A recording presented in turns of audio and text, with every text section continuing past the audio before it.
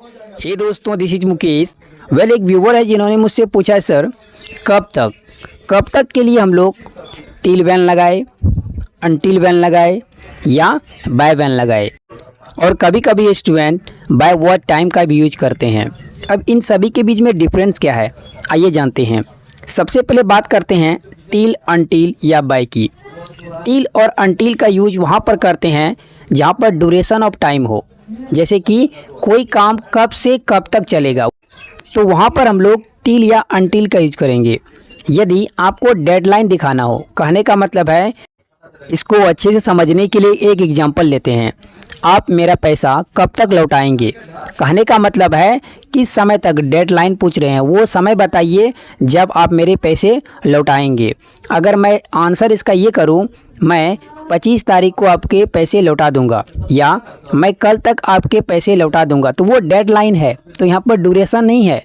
Duration का एक example देखते हैं, जैसे कि आप अपना काम कब तक ख़त्म कर लेंगे। अभी काम चल रहा है, ठीक है, मान के बॉस ऑफिस में है तो अपने स्टाफ से पूछ रहा है आप लोग इस काम को कब तक ख़त्म कर लेंगे, तो यहाँ पर ड्यूरेशन ऑफ टाइम है, बोलेगा कि शाम तक ये काम पूरा हो जाएगा। तो अभी से काम चलेगा और शाम तक चलेगा और शाम को जाके वो काम ख़त्म होगा, तो वहाँ पर हम लोग क्या करेंगे, टिल या अनटिल में से कोई एक लगा सकते हैं।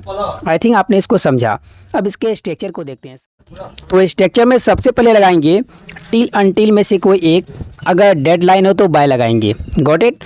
उसके बाद लगाएंगे विल को लगाने के बाद सब्जेक्ट, जो भी सब्जेक्ट हो, सब्जेक्ट को लिखने के बाद लगाएंगे वर्ब का first form, base form of the verb, और लास्ट में अदर वर्ड्स लिख देंगे जो शब्द आप यूज करना चाहते हैं, ठीक है।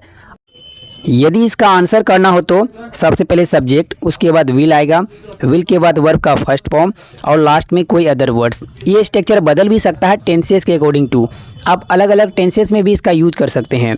मैं आपको वीडियो के माध्यम से जब एग्जांपल दूंगा तो उसमें अच्छे से एक्सप्लेन करूंगा।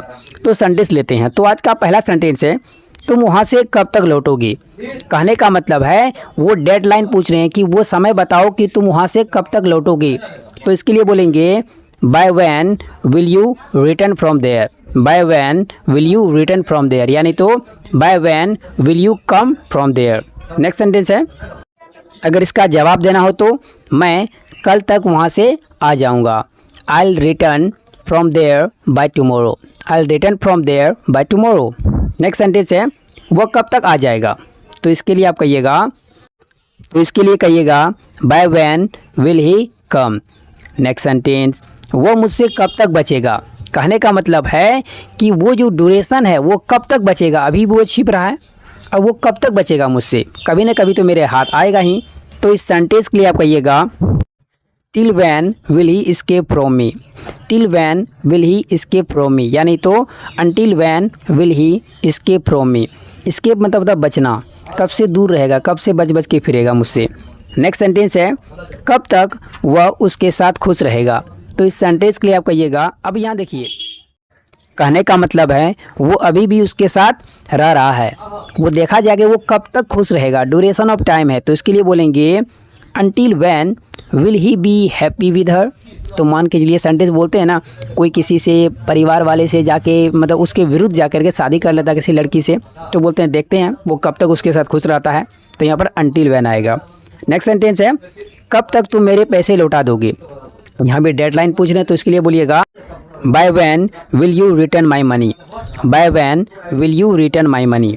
नेक्स्ट सेंटेंस है, तुम कब तक अपना होमवर्क पूरा कर लोगे, यहाँ भी क्या पूछ रहे हैं, यहाँ ड्यूरेशन, अभी होमवर्क वो कर रहा है, तो इसके लिए बोलेंगे till when will you finish your homework, till when will you complete your homework. Next sentence, आप लोग कब तक इस प्रोजेक्ट को समाप्त कर देंगे, अभी भी प्रोजेक्ट में काम चल रहा है, तो टिल या अनटिल आएगा। तो इसके लिए आप कह सकते हैं until when will you complete this work या फिनिश दिस प्रोजेक्ट, सॉरी यहाँ पर प्रोजेक्ट आएगा।